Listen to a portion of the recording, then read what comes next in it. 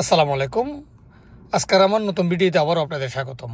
আজকে আমি আমার ভিডিওর মাধ্যমে দেখানোর জন্য ট্রাই করব আপনি গাড়ির মার্শা বা গাড়ির গিয়ারটা আপনি কিভাবে ইউজ করবেন।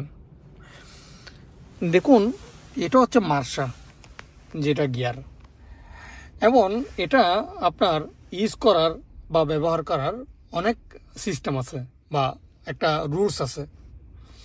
সো আমি প্রাথমিকভাবে রুলসগুলো আপনাদেরকে বোঝানোর জন্য ট্রাই করব। দেখুন, এক এক গাড়ির মার্শা কিন্তু এক এক রকম, সব গাড়ির মার্শা কিন্তু একই রকম না। ওকে, এটা এই পাশে তিনটা দাগ আছে, মাঝখানে একটা, বাম পাশে একটা, ডান পাশে একটা। মাঝখানে একটা আপনি এটা দেখুন, প্রতি দাগে দাগে কিন্তু আপনার মার্শাটা আপনার চেঞ্জ হয়। তো প্রাথমিকভাবে দেখুন, যখন আপনি ডান পাশে একটু চাপ দিবেন, হাতটা তখন তুলে ফেলবেন, ঠিক মাঝখানে চলে আসলো। আবার বাম পাশে চাপ দিবেন, আবার হাতটা নিয়ে ফেলবেন, মাঝখানে চলে আসলো। মানে হচ্ছে এটা নিটোল আছে বর্তমানে, মানে ফোরলে, এখন ফোরলে।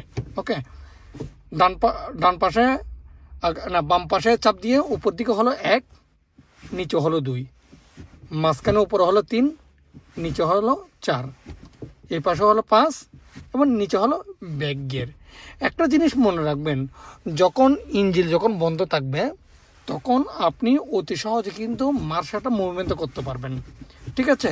কিন্তু ইঞ্জিন যখন স্টার্ট থাকবে, গাড়ি যখন স্টার্ট থাকবে, তখন আপনাকে অবশ্যই প্রিসিনে চাপ দিতে হবে, কারণ ইঞ্জিন যখন স্টার্ট থাকবে তখন মার্শার সাথে, মানে গিয়ার বক্সের সাথে ইঞ্জিনের সাথে একটা সম্পর্ক সৃষ্টি হয়ে যাবে। তো তখন আপনাকে কি করতে হবে, মার্শা যখন পরিবর্তন করবেন তখন প্রথমে সম্পর্কটা বিচ্ছিন্ন করতে হবে। এখন সম্পর্ক বিচ্ছিন্ন করার একটাই উপাধি, সেটা হচ্ছে আপনি প্রিসিনে চাপ দেওয়া। যেমন ধরেন, এখন খুব অতি সহজে আপনার মার্শা পরিবর্তন হচ্ছে। দেখুন, আমি এখন গাড়ি স্টার্ট দিচ্ছি, এখন আসে দেখো আদ্রতা অন করলাম। ওকে, এরপরে গাড়ি প্রথমে নিটোল করলাম, স্টার্ট দিলাম। ওকে, দেখুন গাড়ি স্টার্ট।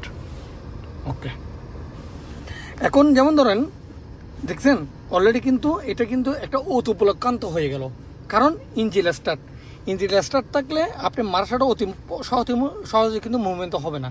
তখন আপনাকে কি করতে হবে, আপনি প্রিসিয়ান আছে, এটা প্রিসিয়ানে চাপ দিতে হবে। দেখুন, প্রিসিয়ানে চাপ দিলেন, এখন অতি সহজে কিন্তু পরিবর্তন, দেখুন প্রিসিয়ানে তুলে ফেললাম, এটা কিন্তু আপনার পরিবর্তন হবে না। এটা হচ্ছে মার্শা ইউজ করার প্রাথমিক সিস্টেম। আসসালামু আলাইকুম, সবাই ভালো থাকবেন।